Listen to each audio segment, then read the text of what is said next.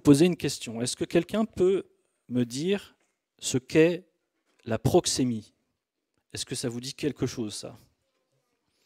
Proxémie. Alors peut-être ceux qui ont fait un peu de sociologie pourraient me dire ce que c'est, mais la proxémie, c'est l'étude des distances sociales. La proxémie, c'est l'étude des distances sociales. C'est une étude qui a été menée par Edward T. Hall et qui révèle que nous utilisons différentes distances lors de nos interactions sociales. Cela veut dire que selon le type de relation que j'ai avec les gens autour de moi, eh bien, je ne vais pas me tenir à la même distance en fonction de ce type de relation que je vais choisir. Donc là, vous avez les différentes zones, les différentes sphères que nous avons tous. Alors je vais vous les lire parce que c'est écrit petit. La plus large, c'est la sphère publique. C'est lorsqu'on s'adresse à un groupe. Comme je suis là avec vous, là je suis dans la distance de la sphère publique. Ensuite, un peu plus près, alors cette sphère publique, elle est aux environs des 3,70 m, c'est les résultats de cette étude. Ensuite, nous avons la sphère sociale, ce sont les interactions amicales, les interactions professionnelles, où là on va se tenir entre 1,20 m, entre 1,20 m et 3,70 m selon la personne ou les personnes avec lesquelles on va échanger. Ensuite, il y a la sphère personnelle.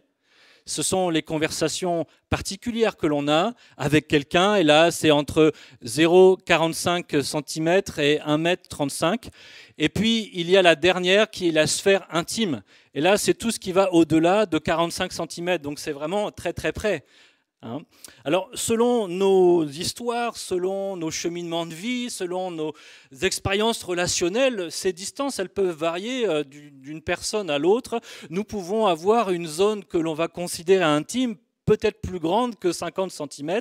Il y a des gens qui ne supportent pas qu'on s'approche trop près d'eux. Je sais que vous avez tous fait cette expérience un jour où quelqu'un vient vous parler, il va se coller à vous, il va se coller à votre visage, et malgré le fait que vous vous reculiez, cette personne va continuer d'avancer. Ça vous est déjà arrivé? Il n'y a pas qu'à moi que ça arrive, ça. En général, on ne trouve pas ça très confortable, n'est-ce pas? Pourquoi? Parce que cette personne, selon nous, elle devrait se tenir pas dans notre zone intime, mais dans la zone d'après, dans la zone personnelle. Et donc, il y a quand même une certaine limite que l'on veut laisser. Voilà, on n'aime pas se tenir dans ce genre de situation. Vous savez, les gens qui nous collent pour nous parler, ça nous met toujours très très mal à l'aise. On n'a pas toujours conscience des distances que l'on installe entre nous et les autres. Et peut-être ça pourrait être un jeu intéressant lorsque vous échangez avec quelqu'un de regarder à quelle distance naturellement vous allez vous placer de cette personne, dans la distance à laquelle vous allez vous sentir confortable. Parce que en fonction du type d'échange et du type de relation que vous avez avec cette personne, vous allez autoriser ou pas autoriser que cette personne s'approche plus ou moins de vous. Il y a des gens, naturellement, on veut les tenir à distance parce que on n'a pas vraiment très très envie d'avoir une relation très approfondie avec cette personne. Nous ne sommes pas intimes et il n'y a pas de raison qu'on permette à cette personne de s'approcher trop près de nous. Pourquoi je vous parle de la proxémie? Parce que, en réalité, je crois que spirituellement, c'est la même chose. Nous pouvons vivre notre relation avec Dieu à différentes distances. Nous pouvons tenir Dieu à distance dans notre sphère publique. On sait qu'il est là, mais on ne s'adresse à lui que de manière formelle ou par obligation, parce que vraiment là, on a une galère, on a un problème, alors on va lui parler, mais Dieu est loin. Il peut être dans notre sphère sociale. On va s'adresser à lui pour une demande, un besoin, mais ça ne va pas plus loin. À chaque fois que j'ai besoin de quelque chose, je sais prier, je sais que Dieu est là, je peux m'adresser à lui, mais le reste du temps, je ne me soucie pas plus que ça de lui. Il peut aussi faire partie de ma sphère personnelle. Ça veut dire qu'il fait partie de ma vie, de mon quotidien. On a construit une relation avec lui, mais il reste encore des sujets, des domaines de ma vie que je ne lui ai pas ouverts. Il ne fait pas partie de ma zone intime. Et puis enfin, vous l'aurez compris, Dieu peut être dans ma sphère intime, très proche de moi. On a chanté tout à l'heure cœur à cœur. C'est ça la zone intime. C'est qu'il n'y a plus de secret entre moi et Dieu. Je lui ai ouvert tous les domaines de ma vie, tous les domaines de mon cœur. Il n'y a pas un seul secret que Dieu ne sait pas. Enfin, que je lui ai dit ou que je ne lui dise pas, il le sait déjà, mais c'est différent de ne pas le dire et qu'il le sache, et de lui avoir dit, d'avoir tout montré sans rien cacher. Et c'est ça, la zone intime. Dieu connaît le moindre secret, le moindre recoin de notre vie parce qu'on l'y a invité et on lui a dit, Seigneur, vois mon cœur, vois ma vie. Je veux tout partager avec toi. Je veux qu'il n'y ait rien de ma vie qui ne t'appartienne pas et dans lequel tu ne sois pas présent. Quelle que soit la distance dans laquelle tu te trouves aujourd'hui, la bonne nouvelle, c'est que Dieu, lui, il t'invite dans sa zone intime. Amen. Je m'attendais à un grand amen. Amen. Que nous nous tenions à distance ou que nous les ayons déjà invités dans un temps de cœur à cœur, Dieu, lui, il a tout fait pour que nous puissions être dans sa zone intime. Dieu, lui, si on cherche à s'approcher de lui pour lui parler tout près, il ne va pas se reculer. Il ne va pas dire « Ah non, tu es un peu trop près, là, recule, reste à la bonne distance ». Non, Dieu, il a tout fait pour que nous puissions franchir cette sphère et faire un avec lui. Et mieux encore, c'est que dans sa parole, il nous enseigne comment entrer dans cette zone d'intimité. Et j'aimerais lire avec vous Exode 24, qui est un texte qui m'a beaucoup touché cette semaine et qui justement nous parle de cette proximité avec Dieu, de comment entrer dans la présence de Dieu. Exode 24, on va lire tout le chapitre, il n'est pas très long, mais je vais essayer de le lire un peu rapidement. Dieu dit à Moïse, « Monte vers l'Éternel, toi et Aaron, Nadab et Abihu, et 70 des anciens d'Israël, et vous vous prosternerez de loin. » Moïse s'approchera seul de l'Éternel, les autres ne s'approcheront pas et le peuple ne montera point avec lui. Moïse vint rapporter au peuple toutes les paroles de l'Éternel et toutes les lois. Le peuple entier répondit d'une même voix, « Nous ferons tout ce que l'Éternel a dit. » Moïse écrivit toutes les paroles de l'Éternel, puis il se leva de bon matin, il bâtit un autel au pied de la montagne et dressa 12 pierres pour les 12 tribus d'Israël. Il envoya des jeunes hommes, enfants d'Israël, pour offrir à l'Éternel des holocaustes et immoler des taureaux en sacrifice d'action de grâce. Moïse prit la moitié du sang qu'il mit dans des bassins et y répandit l'autre moitié sur l'autel. Il prit le livre de l'Alliance et le lut en présence du peuple et ils dirent « Nous ferons tout ce que l'Éternel a dit et nous obéirons. » Moïse prit le sang et il le répandit sur le peuple en disant « Voici le sang de l'alliance que l'Éternel a faite avec vous selon toutes ses paroles. » Moïse monta avec Aaron, Nadab et Abihu et 70 des anciens d'Israël. Ils virent le Dieu d'Israël.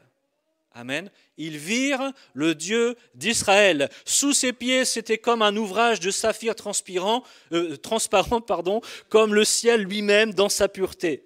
Il n'étendit point sa main sur l'élite des enfants d'Israël. Ils virent Dieu et ils mangèrent et burent. L'Éternel dit à Moïse, « Monte vers moi sur la montagne et reste là. Je te donnerai des tables de pierre, la loi et les ordonnances que j'ai écrites pour leur instruction. » Moïse se leva avec Josué qui le servait et Moïse monta sur la montagne de Dieu. Il dit aux anciens, « Attendez-nous ici jusqu'à ce que nous revenions auprès de vous. Voici Aaron et Hur resteront avec vous. Si quelqu'un a un différend, c'est à eux qu'il s'adressera. » Moïse monta sur la montagne et la nuée couvrit la montagne. La gloire de l'Éternel reposa sur le mont Sinaï et la nuée le couvrit pendant 6 jours. Le 7e jour, l'Éternel appela Moïse du milieu de la nuée. L'aspect de la gloire de l'Éternel était comme un feu dévorant sur le sommet de la montagne. Aux yeux des enfants d'Israël, Moïse entra au milieu de la nuée et il monta sur la montagne. Moïse demeura sur la montagne 40 jours et 40 nuits. Amen. Alors, remettons un petit peu de contexte. Nous sommes à un moment important dans le cheminement du peuple d'Israël. Voilà 3 mois qu'ils ont quitté l'Égypte et Dieu les a conduits au pied du mont Sinaï. Et à cet endroit, alors que Dieu jusque-là les avait conduits dans une colonne de feu, dans une nuée, cette nuée va reposer sur le sommet du mont Sinaï. Et là, Dieu, au-dessus de cette montagne, va manifester sa présence. Il va parler à son peuple directement, leur donner les commandements, les 10 commandements, les termes de son alliance. Il leur communique ses lois, ses ordonnances. Et il attend en retour que son peuple puisse s'engager en retour, parce que Dieu s'est engagé pour eux. Il les a fait sortir d'Égypte, il leur promet de les faire entrer dans le pays de la promesse, dans le pays de l'alliance. Et il leur dit, voilà, moi je me suis engagé pour vous, j'ai tenu ma parole, voici le contrat que nous voulons contracter l'un envers l'autre. Si vous voulez que je sois votre Dieu, si vous voulez que je conduise vos vies, il vous faut aussi bien contractualiser avec moi. Et c'est ce qu'ils vont faire. Ils vont dire, oui, nous voulons respecter cette alliance, nous obéirons à tout ce que Dieu a dit. Et ils ne vont pas trop réfléchir à leur engagement en réalité. Dieu parle, Moïse leur rapporte les paroles de l'Éternel, il dit oui, on va faire tout ce que Dieu dit. On voit dans Exode 24:3, Moïse va rapporter au peuple toutes les paroles de l'Éternel et toutes les lois. Le peuple entier répondit d'une même voix, nous ferons tout ce que l'Éternel a dit.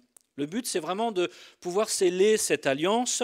Le peuple, lui, de son côté, pour rentrer, s'approcher de Dieu, Dieu a demandé à ce qu'ils se sanctifient. Donc, ils se sont lavés, ils ont lavé leurs vêtements, ils se sont abstenus de tout ce qui pourrait les salir.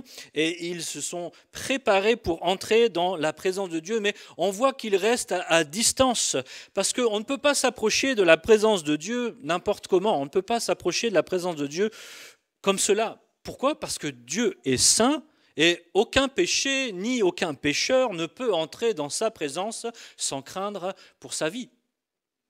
Seul Moïse et 74 autres personnes sont invités à monter sur la montagne pour s'approcher de Dieu, mais en gardant là encore une certaine distance. Au verset 1, on l'a lu, Dieu a dit à Moïse, monte vers l'Éternel, toi et Aaron, Nadab et Abihu, et 70 des anciens d'Israël, et vous vous prosternerez de loin. Donc, ils ne sont pas montés jusqu'en haut, ils ont gravi qu'une partie de la montagne. Seul Moïse pourra ensuite monter et pénétrer au sein de la nuée. Au verset 2, Moïse s'approchera seul de l'Éternel, les autres ne s'approcheront pas et le peuple ne montera point avec lui. Avant de pouvoir monter avec les anciens sur la montagne, Moïse va bâtir un autel au pied de la montagne, il va dresser 12 stèles, une pour chaque tribu, et offrir des sacrifices à Dieu. La moitié du sang est répandue sur l'autel, et l'autre moitié est aspergée sur le peuple. C'est le sang de l'alliance pour justement sceller cette alliance, puisque le peuple a dit oui, nous obéirons, oui, c'est notre Dieu. Eh bien, il y a un sacrifice qui est fait, et ce sacrifice vient comme sceller cette alliance. Moïse prit le sang, le répandit sur le peuple. Voici le sang de l'alliance, c'est le verset 8, que l'Éternel a fait avec vous selon toutes ces paroles. Je vous ai un peu résumé rapidement les choses, mais nous pouvons constater dans ce chapitre que finalement il y a 3 distances différentes vis-à-vis de la présence de Dieu. D'un côté, nous avons le peuple qui va se tenir en bas de la montagne. Ensuite, nous avons les anciens avec Aaron et Our qui sont sur la montagne, mais encore à une certaine distance du sommet et de la nuée. Et puis nous avons Moïse qui, lui, va entrer dans la nuée où la gloire de Dieu et sa volonté vont lui être pleinement révélées. Ces 3 distances, finalement, elles symbolisent l'histoire et le cheminement de notre salut.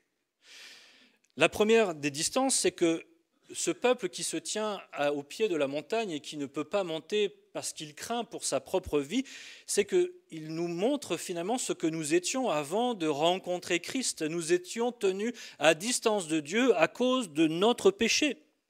Dieu nous a appelés à lui comme il a appelé son peuple. Il les a appelés pour qu'ils soient ses adorateurs, pour qu'ils soient ses serviteurs. C'était dans le cœur de Dieu, dans la volonté de Dieu, que tout son peuple puisse être avec lui dans sa présence. Mais à cause de leur péché, à cause de leur nature de pécheurs, ils étaient comme empêchés de pouvoir s'approcher de la présence sainte et parfaite de Dieu. Ça nous montre que même si nous recevons sa parole et que nous cherchons à nous approcher de lui, nous sommes séparés de lui à cause de notre péché, à cause de notre nature de pécheur. On voit bien dans le livre de l'Exode que vraiment le cœur de Dieu, c'était que son peuple soit avec lui. Par exemple, dans Exode 19, verset 6, il dit « Vous serez pour moi un royaume de sacrificateurs, une nation sainte. Voilà les paroles que tu diras aux enfants d'Israël. » C'est pas, il y aura que quelques sacrificateurs. À la base, Dieu veut que tout son peuple puisse être dans sa présence et lui offrir des sacrifices d'adoration, de louange, et puisse être au bénéfice de sa présence, comme lorsque Dieu a créé l'homme et que l'homme, généreusement bénéficiait constamment de la présence de son Créateur. C'était le plan de Dieu. Mais, à cause du péché, ce peuple qui aurait bien voulu monter sur la montagne, était au contraire plutôt dans la peur, dans le tremblement. Et cette présence glorieuse de Dieu était pour eux comme une source de grande crainte. On peut lire au chapitre 20, versets 18 et 19, « Tout le peuple entendait les coups de tonnerre et le son de la trompette. Il voyait les flammes de la montagne fumante. À ce spectacle, le peuple tremblait et se tenait dans l'éloignement. » Qu'est-ce qui va différencier un Moïse du reste du peuple. Pourquoi Moïse, lui, n'a pas peur?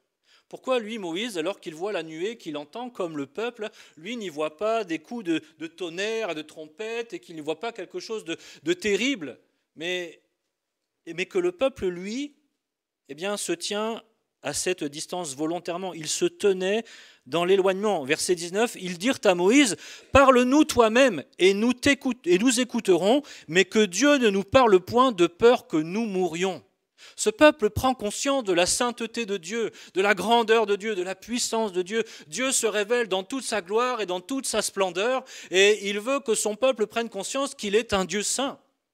Mais à cause de leur nature, à cause de leur péché, eh bien, ils se tiennent dans l'éloignement et dans la peur. Ils disent, non, Moïse, toi, fais l'intermédiaire entre nous et Dieu. Nous, on ne préfère pas trop s'approcher. On n'a pas envie de mourir.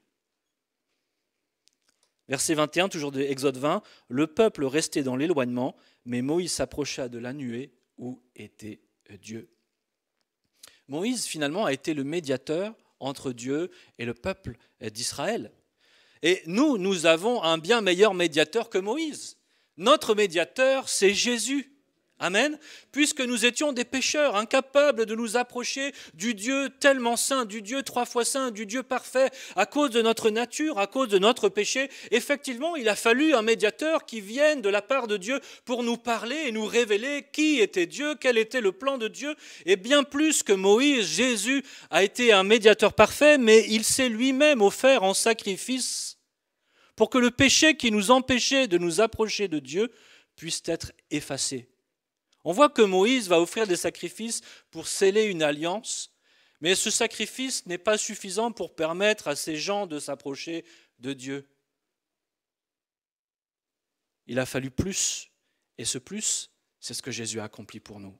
Jésus est ce parfait médiateur entre nous et Dieu. Il est celui qui nous conduit auprès du Père, celui qui nous révèle le cœur de Dieu. Il sait ce qu'il y a de l'autre côté de la nuée. Il sait qui est Dieu et il est venu nous le révéler. C'est pour ça qu'il nous dit « Je suis le chemin, la vérité et la vie. Nul ne vient au Père que par moi. » Notre parfait médiateur, c'est Jésus. Et il a offert sa vie pour que le péché qui nous séparait de Dieu, comme un mur infranchissable, un mur que nous ne pouvions pas gravir, un mur que nous ne pouvions pas effacer de nos vies, Jésus, par le don de sa vie, a brisé ce mur. Il a déchiré ce voile qui nous séparait de la glorieuse présence de Dieu afin de nous offrir un accès grand et permanent. Amen. Hébreux 9,12 nous dit « Il est entré une fois pour toutes dans le lieu très saint, non avec le sang des boucs et des veaux, mais avec son propre sang, ayant obtenu une rédemption éternelle. » Alléluia.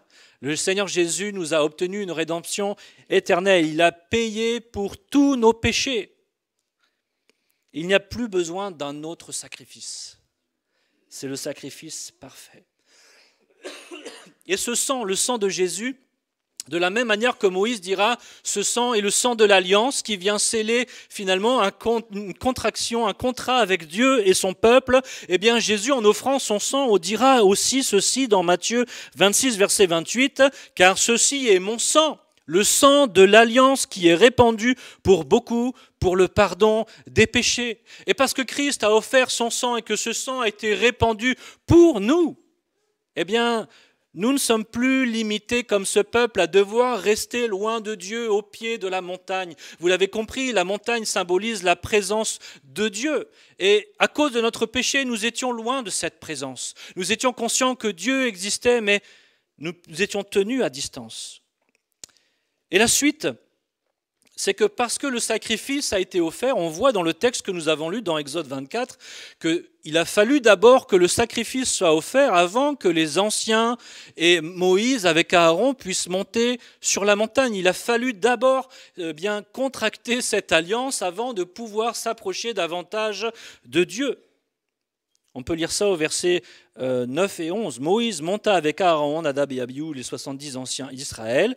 Ils virent le Dieu d'Israël. Sous ses pieds, c'était comme un ouvrage de saphir transparent, comme le ciel lui-même dans sa pureté. Il n'étendit point sa main sur le lit des enfants d'Israël. Ils virent Dieu et ils mangèrent et burent. Je trouve tellement incroyable ce passage. C'est le seul endroit des Écritures où finalement des hommes vont voir Dieu et ne pas mourir. Il est dit ailleurs qu'on ne peut pas voir Dieu sans mourir. Et pourtant là, il est bien précisé au verset 11, « Il n'étendit point sa main sur l'élite des enfants d'Israël. » Alléluia. Bien plus que de recevoir une révélation extraordinaire de la gloire de Dieu, même s'ils se tiennent encore à une certaine distance. Ils vont manger et boire dans sa présence. La question du repas dans l'Ancien Testament, c'était souvent le moyen de pouvoir justement célébrer une alliance qui venait d'être scellée, qui venait d'être contractée, qui venait d'être conclue. C'est l'image parfaite de la communion et du partage. Et il y a plein d'exemples dans l'Ancien Testament où justement, après avoir contracté une alliance, des hommes vont manger ensemble et dire, voilà, on va communier ensemble. Par exemple, il y a Isaac et Abimelech dans Genèse 26, au verset 30, où il est écrit « Abraham leur fit un festin et ils mangèrent et burent ». C'était la manière de dire, voilà, maintenant qu'on a fait affaire, on va se réjouir ensemble et puis on va vivre un temps de communion. Et c'est exactement ce que ces hommes vivent là, dans la présence de Dieu. Ils ont scellé cette alliance-là en bas, dans la montagne, en bas de la montagne avec le reste du peuple, mais ils sont montés, ils se sont approchés de la présence de Dieu, ils ont vu Dieu, ils ont eu une vision de Dieu. Alors bien sûr, cette vision, elle est partielle, je pense, parce qu'ils ne se sont pas pleinement approchés de la nuée, ils ont vu Dieu par en bas. La seule partie que nous décrit à peu près Moïse, c'est ce qu'il y avait sous les pieds de Dieu. Mais déjà, cette révélation, même si elle n'était pas parfaite, elle n'était pas entière, était une vision glorieuse de ce Créateur, de ce Dieu qui les aimait, qui les appelait dans sa présence. Et là, au pied du Maître, ils ont mangé, ils ont bu, ils ont communié avec lui. Et Dieu n'a pas étendu sa main sur eux, au contraire, ils ont vécu un temps de communion et de révélation. Amen. C'est l'image de notre relation à nous, chrétiens. Nous avons été pardonnés, lavés dans le sang de Christ, et parce que nous sommes lavés, pardonnés, nous pouvons nous approcher de Dieu, être en communion avec lui. Encore ce matin, nous avons pris ce repas de communion. Amen. Mais même si nous nous sommes approchés de Dieu, nous voyons encore partiellement. 1 Corinthiens 13,12 nous dit « Aujourd'hui, nous voyons au moyen d'un miroir, d'une manière obscure, mais alors nous verrons face à face. Aujourd'hui, je connais en partie, mais alors je connaîtrai comme j'ai connu. » Ça ne m'empêche pas d'être en communion avec Dieu. Bien sûr, je ne peux pas, dans mon esprit, appréhender Dieu dans toute sa dimension, parce que je suis un être fini et que lui est infini. Mais ce que Dieu m'a révélé au travers de Jésus-Christ est suffisant pour me permettre de connaître Dieu comme mon Père, de recevoir son amour, d'être en communion avec lui, de ce que ma vie soit changée, transformée, et que je puisse me tenir dans sa présence. Amen. C'est l'image de ce salut qui nous est accordé en Jésus-Christ et qui me permet dès à présent de goûter à la révélation de la gloire de Dieu dans ma vie. Dès à présent, dans mon quotidien, je peux être au bénéfice de la gloire de Dieu dans ma vie. Amen. Je peux le laisser transformer ma vie, ma pensée, par la révélation de sa personne. Même si je ne vois que certaines parties de Dieu, eh bien, cette révélation est suffisante pour impacter et changer ma vie dans tous ses aspects, parce que j'y vois sa gloire, sa majesté, son amour, sa puissance. Et je peux me réjouir en lui et avec lui. De la même manière que Dieu a partagé ce repas avec les anciens d'Israël, il désire, nous aussi, que nous nous approchions de lui pour vivre une véritable communion.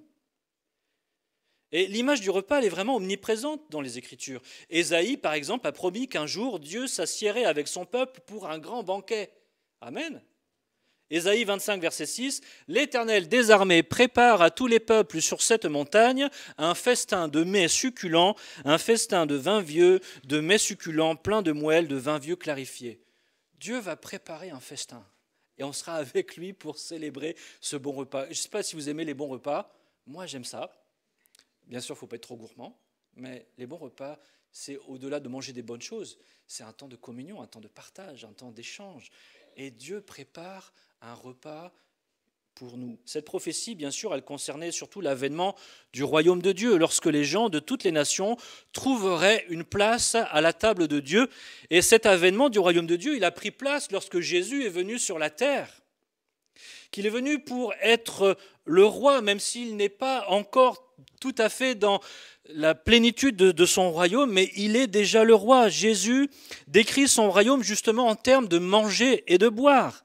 Par exemple, dans Matthieu 8, 11, il nous parle d'un grand banquet. « Or, je vous déclare que plusieurs viendront de l'Orient et de l'Occident et seront à table avec Abraham, Isaac et Jacob dans le royaume des cieux. Amen. Jésus a accompli cette parole. Il y a une place pour chacun de nous à la table du roi des rois. Amen. Il n'est pas seulement le roi d'Israël, il est venu pour gouverner le monde. Ça veut dire que ceux qui viennent de l'Orient et de l'Occident, c'est nous qui venons de l'Orient et de l'Occident. À la table de Dieu, il n'y aura pas seulement Abraham, Isaac, Jacob, Moïse et les anciens d'Israël qui ont déjà mangé ce repas dans la présence de Dieu, mais il y aura vous et moi qui avons accepté Christ comme Sauveur et Seigneur, comme roi des rois, parce que en Christ, nous avons reçu cette invitation au banquet de Dieu. Amen. Et nous mangerons pour l'éternité à la table du Maître. Alléluia. Cela nous montre tout simplement que Dieu, notre Père, désire plus que tout que nous puissions vivre en communion avec lui en Jésus-Christ. J'aime ce texte de Jean 14, 23 qui dit « Jésus lui répondit, si quelqu'un m'aime, il gardera ma parole, et mon Père l'aimera, nous viendrons à lui et nous ferons notre demeure chez lui. » Alléluia. Si ça, ce n'est pas une déclaration de « je veux faire partie de ta vie », je veux ce cœur à cœur avec toi, je ne sais pas ce que ça veut dire. Et puis nous entrons dans cette troisième étape, où la suite du récit, c'est Moïse qui va monter seul dans la nuée. Plus aucune distance ne va le séparer de Dieu. C'est le lieu de la révélation, le lieu où Dieu se manifeste dans toute sa gloire. Au verset 18, Moïse entra au milieu de la nuée et il monta sur la montagne. Moïse demeura sur la montagne 40 jours et 40 nuits. Tout d'abord, je crois que cela nous parle du moment où nous entrerons dans l'éternité, où plus rien ne nous séparera jamais de lui. Plus rien ne nous séparera jamais de la présence glorieuse de Dieu. Nous recevrons une pleine et entière révélation de sa personne. Nos yeux verront Dieu comme je vous vois aujourd'hui. Et nous pourrons l'adorer avec le reste de la création pour l'éternité. Amen. Mais je crois qu'au-delà de nous parler de ce qui s'en vient après, de cette vie après la mort, je crois que cela nous parle aussi des moments particuliers de nos vies où, lors d'un temps d'intimité profond et de visitation, Dieu se révèle tout particulièrement à nous et nous communique une parole vivante et glorieuse. C'est vrai, c'est bon et c'est bien de vivre des temps où, ensemble, comme les anciens dans la présence de Dieu, ont mangé et bu, ont vécu un temps de communion. Mais Dieu nous appelle comme Moïse, chacun d'entre nous, viens, approche-toi encore. J'ai des choses à te dire, des choses à te révéler. Je veux t'ouvrir mon cœur. Jésus fera vivre une expérience similaire à certains de ses disciples. Il va les emmener en haut d'une montagne. Et là, non seulement Jésus sera devant leurs yeux transfiguré, mais une nuée lumineuse va les couvrir et ils vont entendre la voix de Dieu. Vous connaissez tous ce passage de la transfiguration, Matthieu 17, c'est les 8 premiers chapitres. Il y a dans ce récit de la transfiguration de Jésus, je trouve beaucoup d'éléments similaires à ce que Moïse a vécu sur le mont Sinaï. Ils montent tous au sommet d'une haute montagne, et là, Dieu les couvre d'une nuée glorieuse, dans les deux cas. Jésus, la parole incarnée, est transfiguré sous leurs yeux. Ils ne le verront plus jamais de la même manière après ce moment-là. Pierre et les autres disciples qui étaient là sur la montagne avec lui, ils ne verront plus jamais Jésus de la même manière parce qu'ils l'ont vu dans sa gloire. Amen.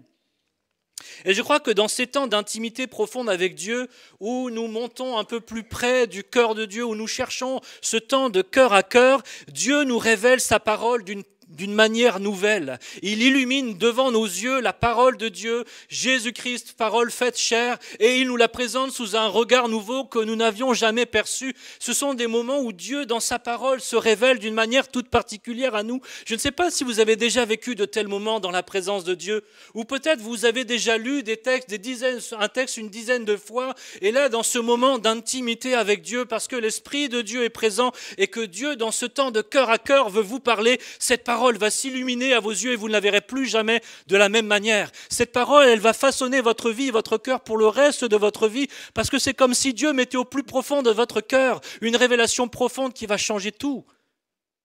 C'est ce qu'ont vécu les disciples sur la montagne. Jésus n'a plus jamais été le même à leurs yeux. La parole a changé, la parole incarnée. Et de la même manière, Moïse, sur cette montagne, pendant ces 40 jours, 40 nuits, il va recevoir une révélation extraordinaire. Non seulement il va recevoir la révélation du tabernacle, la révélation de la sacrificature, de comment s'approcher de Dieu, comment Dieu veut habiter au milieu de son peuple, de comment louer Dieu, de comment adorer Dieu. Toutes ces choses, bien sûr, n'étaient que l'ombre des choses à venir qui nous ont été pleinement révélées en Jésus-Christ. Mais il a reçu une puissante révélation. Et cela va changer tout l'avenir et toute la vie du peuple de Dieu par la suite. Ces moments puissants sur la montagne, dans l'intimité profonde et la révélation divine, bien sûr, ils ne durent qu'un temps. Pour Jésus, ça n'a pas duré, et les disciples, ça n'a pas duré toute la vie. Il a bien fallu redescendre à un moment donné. Il a bien fallu retourner dans la vie du quotidien, descendre de cette montagne. Moïse, lui aussi, après ces 40 jours de révélation, dans la présence glorieuse de Dieu, où il a reçu toutes ces vérités qui ont bousculé sa vie, il a fallu qu'il redescende. Et cette descente a été un peu violente d'ailleurs pour Moïse. Parce que Dieu lui dit, mais tu te rends compte du peuple là ? Moi je suis en train de t'apprendre comment je vais vivre au milieu de mon peuple, comment ils peuvent s'approcher de moi, comment ils vont m'adorer. Et eux là, ils se sont déjà détournés de moi, ils adorent un veau d'or. Waouh, ça fait mal. Je comprends la colère de Moïse lorsqu'il descend et finalement il va casser les tables de la loi. Il dit, mais vous venez de briser l'alliance que vous veniez de concrétiser avec Dieu.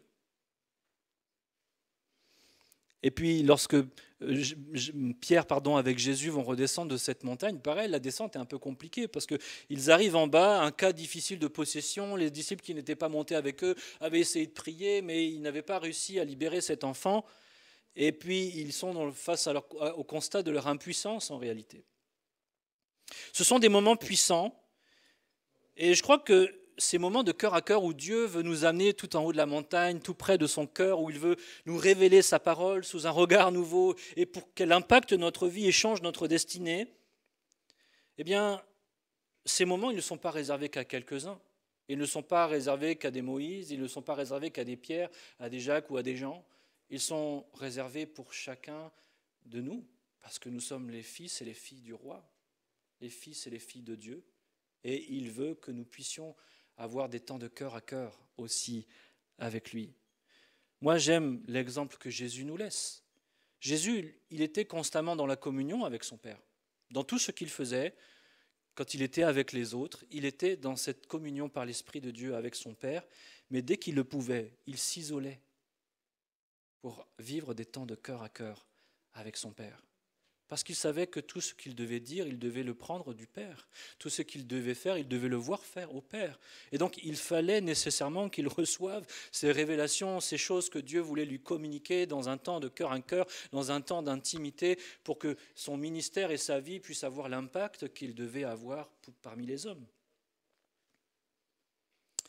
Ma question, et j'en viens là à ma conclusion, c'est à quelle distance te tiens-tu du Seigneur ?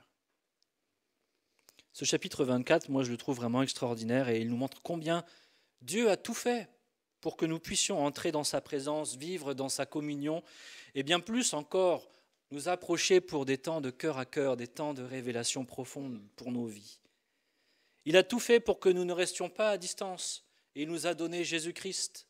Et il nous appelle par la foi à recevoir sa grâce, ce cadeau qu'il nous fait, et à entendre sa voix, comme Moïse a entendu la voix « monte vers l'Éternel », il nous appelle nous aussi à monter vers lui. Mais toi, même si le Seigneur, tu l'as compris, veut que tu viennes dans cette zone d'intimité avec lui, à quelle distance toi te tiens-tu ? À quelle distance tiens-tu le Seigneur ? Peut-être le péché ce matin te tient-il à distance de Dieu. J'aimerais te dire, reviens à lui. Reviens à lui de tout ton cœur. Abandonne ton péché, repens-toi et approche-toi de Dieu parce qu'il a pourvu pour toi, pour que tu puisses ne pas rester à distance, que tu ne restes pas loin de lui, que tu ne le vois pas comme le Père fouettard, ce Dieu qui ne fait que te condamner, te juger. Dieu a tout accompli parce qu'il t'aimait, parce qu'il veut changer ta vie à tout jamais.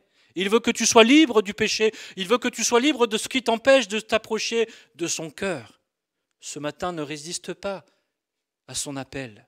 Ne résiste pas à son amour, ne résiste pas à sa grâce, mais reviens à lui de tout ton cœur, comme le fils prodigue qui revient et qui, au lieu de trouver un père jugeant, un père plein plein de condamnation, prêt à le lapider. Au contraire, il trouve un père qui l'attend, les bras ouverts, et qui lui manifeste un amour et une grâce sans pareil.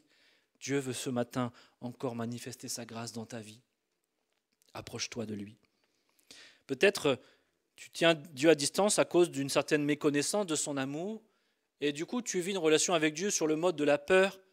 Tu as peur de t'approcher de Dieu, tu as peur d'être jugé, peur d'être condamné, peur d'être rejeté. Je ne sais pas quelle peur t'anime dans ta relation avec Dieu, mais approche-toi de Dieu. Laisse-le te communiquer son amour, parce que l'amour bannit la crainte, l'amour bannit la peur. Et lorsque Dieu va te révéler son amour, qu'il va te manifester ses bras grands ouverts, alors toutes les peurs que tu as pu avoir à son sujet vont tomber et tu vas découvrir un Père aimant. Peut-être comme Israël, tu vis ta foi par procuration. Tu te contentes de ce que d'autres te disent de la part de Dieu. Le peuple d'Israël se contentait de ce que Moïse disait de la part de Dieu pour eux. Ils avaient mis de côté, à cause de leur peur ou à cause de leur situation, leur désir de même s'approcher de Dieu pour entendre sa voix. Peut-être tu as compris le sens du sacrifice de Jésus, que tu as cru et reçu le pardon de tes péchés, mais pour autant tu restes à distance, n'osant pas t'approcher toi-même davantage de Dieu. Tu te contentes de ce que le pasteur t'enseigne, tu te contentes de ce que les frères et sœurs te disent à propos de Dieu, mais ce matin, Dieu t'appelle à avoir cette soif dans ton cœur de toi-même vivre dans la présence de Dieu, de toi-même entendre sa voix, de toi-même te laisser enseigner dans ton quotidien par sa parole et par sa grâce. Dieu t'appelle à venir à lui, à développer cette communion avec lui chaque jour de ta vie. Comme à Moïse, il te dit, monte vers moi, monte vers moi. Il t'appelle à t'approcher avec foi, à reconnaître que tout cela n'est que pure grâce. Ce n'est pas parce que tu mérites quelque chose que tu peux t'approcher de Dieu. Tu ne mériteras jamais de pouvoir t'approcher de Dieu, mais si tu peux le faire, c'est parce que Christ a tout accompli pour toi. Hébreux 4,16 nous le rappelle, approchons-nous donc avec assurance du trône de la grâce. Nous pouvons nous approcher avec assurance de Dieu. Pourquoi ? Parce que Jésus-Christ a payé le prix, il a payé notre dette, il a effacé notre honte et il n'y a plus aucun péché, plus rien qui ne nous sépare de Dieu par l'œuvre parfaite de Christ. Peut-être tu vis dans la communion avec Dieu comme ces 70 anciens qui ont vu Dieu et partagé un repas en sa présence. C'est glorieux. Et c'est bon. Mais si Dieu a manifesté sa gloire aux 70 anciens en même temps, il a aussi appelé Moïse à venir seul. Et je crois que cette image des anciens dans la communion, la présence de Dieu, c'est l'image de l'Église, où ensemble nous vivons de belles choses dans la présence de Dieu, où Dieu parle, où Dieu se révèle, où Dieu manifeste quelque chose, et nous vivons des temps de communion qui nous font du bien. Amen. Mais Dieu nous appelle à plus que cela. Ne te contente pas de ta vie d'église, ne te contente pas du message du dimanche, ne te contente pas de la petite prédication que tu entends sur YouTube. Dieu veut que tu t'approches personnellement de lui, il veut que tu vives des temps de cœur à cœur. Comme Moïse, il t'appelle à venir dans cette zone où il va pouvoir se révéler pleinement à ta vie. Quand tu pries, entre dans ta chambre, ferme ta porte, prie ton Père qui est là, dans le lieu secret. Dieu t'attend dans ton lieu secret, dans ce temps de cœur à cœur. J'aime aussi, c'est le dernier verset que je vais vous lire, Psaume 25, 14. Le Seigneur confie son secret à ses fidèles et il les instruit du devoir de l'alliance. Moi, je crois que Dieu ne nous révèle des choses que dans les temps de cœur à cœur, dans les temps d'intimité. Il y a des tas de choses que nous recevrons dans la grâce commune, dans la bénédiction de l'Église, dans ce que les autres vont nous enseigner. Mais il n'y aura rien de plus impactant et de plus puissant que ce que Dieu nous dira dans le secret de notre chambre et de notre communion avec lui. Parce que justement, il va nous parler des secrets de notre cœur. Il va nous parler des choses que seuls nous connaissons et que lui seul connaît et que nous n'avons jamais exposées à qui que ce soit, mais que Dieu veut régler en profondeur. Dieu veut changer ton cœur et ta vie en profondeur. Pas seulement les choses visibles que tout le monde connaît, mais les choses que tu as gardées cachées à tout le monde, les choses dont tu as honte, les choses de ton passé. Dieu veut tout régler dans ta vie afin que tu sois véritablement cette créature nouvelle qu'il veut que tu sois en lui. Amen. Je vais m'arrêter là, mais il y aurait bien d'autres choses à dire sur ce texte. Quand je vois que Moïse est resté 40 jours et 40 nuits dans la présence de Dieu, ça c'est un jeûne quand même. Hein. Il n'a pas mangé pendant tout ce temps-là, cette nuit dans la présence de Dieu. Et je crois, Je vous parle du jeûne et prière parce que je sais qu'il y en a un qui vient là et j'aimerais vraiment vous encourager à saisir ce temps de jeûne et prière aussi pour dire Seigneur, j'ai faim et soif de toi, je veux m'approcher de toi, je veux plus seulement rester à distance dans cette communion avec mes frères et sœurs, mais moi aussi dans mon intimité du quotidien avec toi, je veux ces temps où tu me parles, ces temps où je veux trouver quelque chose de nouveau, je veux prendre un nouveau départ, je veux vivre un rafraîchissement dans mon âme, dans mon cœur. Seigneur, viens réveiller mes entrailles, je veux que mon cœur brûle pour toi et c'est dans ces temps de jeûne et prière, dans ces temps de mise à part, dans ces temps où nous disons Seigneur, j'ai faim et j'ai soif de toi, plus que de quoi que ce soit d'autre dans ce monde. Seigneur, révèle-toi à moi. Et vraiment, je vous encourage à saisir cette opportunité pour qu'ensemble, nous puissions chercher la face de Dieu. Ensemble, nous tenir dans sa présence et où Dieu va peut-être te parler d'une manière toute particulière dans ce qu'il y a dans ton cœur et pour lequel il veut agir. Prions ensemble. Père, merci pour ta parole qui nous encourage et qui nous rappelle, Seigneur, que tu nous appelles au plus proche de toi. Tu veux que nous fassions un avec toi, que nous fassions un avec le Christ. Père, merci pour cette œuvre excellente que tu as accomplie pour nous. Je prie que personne ici ce matin ne se tienne plus à distance de toi, que personne, Seigneur, ne reste à distance de toi à cause de son péché, à cause d'un compromis, à cause de quelque chose, Seigneur, qui est comme un mur, Seigneur, infranchissable. Mais que mon frère ou ma sœur ce matin puisse saisir par la foi, Seigneur, que s'il confesse son péché, s'il l'abandonne, s'il se repent, tu es fidèle et juste pour le pardonner, Seigneur, et manifester toute ta grâce dans sa vie afin qu'il puisse monter et gravir la montagne, Seigneur, pour retrouver ou trouver cette communion qu'il n'a jamais goûtée encore. Père, viens faire ton œuvre au plus profond de nos vies. Seigneur, merci pour la communion, Seigneur, que nous pouvons avoir avec toi chaque jour, Seigneur. Mais donne-nous dans notre cœur une soif encore plus grande de vivre, Seigneur, des temps de communion, des temps sur la montagne avec toi, où tu te révèles sous un jour nouveau, Seigneur, où tu nous parles, Seigneur, de choses que nous n'avions pas encore saisies et pas encore comprises, afin que nous puissions aller plus loin avec toi et donner gloire à ton nom, afin que nous puissions proclamer, Seigneur, quel Dieu extraordinaire tu es, parce que non seulement nous l'avons compris avec notre intelligence, mais tu es venu graver ces choses au plus profond de notre cœur afin que ce soit notre existence, notre manière de vivre qui vienne témoigner de ce que nous avons saisi de toi. Père, manifeste-toi dans nos vies. Je prie vraiment que nos cœurs soient embrasés pour toi, Seigneur, parce que toi, ton cœur est embrasé pour nous. Seigneur, tu nous as aimés d'un amour ardent, Seigneur, au point que tu nous as donné ce que tu avais de plus précieux. Et cet amour ne s'est pas éteint jusqu'à aujourd'hui, Père. Merci de renouveler nos cœurs, de renouveler nos pensées, de renouveler, Seigneur, ce premier amour, cette passion pour toi. Et je prie pour ce temps de jeûne et prière qui vient, que ce soit un temps de visitation, Seigneur, pour chacune de nos vies, mais un temps de visitation aussi pour l'Église, Seigneur, que nous puissions entrer dans quelque chose de nouveau, que nous puissions redémarrer sur des bases différentes, quelque chose, Seigneur, de plus grand encore, Seigneur. Merci pour les œuvres passées, merci pour les bénédictions passées, mais nous avons faim et soif de quelque chose de nouveau pour aujourd'hui et pour demain, Seigneur. Manifeste-toi pleinement dans nos vies. Prends toute la place, Père. À toi soit la gloire. Amen. Amen. Amen. Voilà, nous arrivons à la fin de notre temps de partage, de célébration. Sans plus de transition, on va se saluer.